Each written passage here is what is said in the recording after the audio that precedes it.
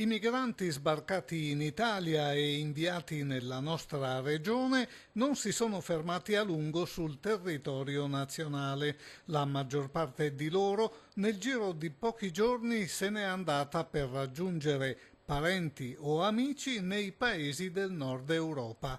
Nessuno di loro, ci dice il prefetto di Venezia, è mai stato sorpreso a violare la legge del nostro paese.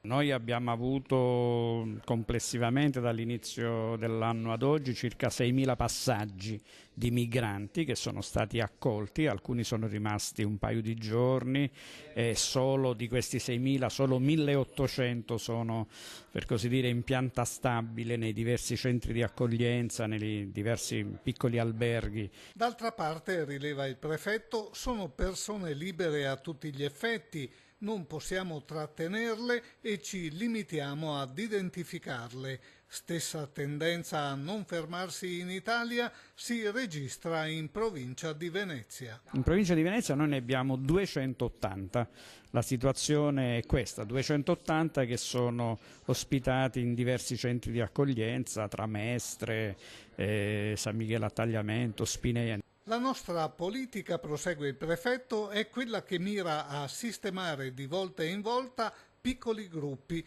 per evitare impatti negativi sul territorio. Ma ora in Veneto non c'è più posto. Le disponibilità qui in Veneto si sono praticamente esaurite, quindi non abbiamo altre possibilità. Ecco, l'unico invito che rivolgiamo appunto agli albergatori, la cosa potrebbe essere anche una risorsa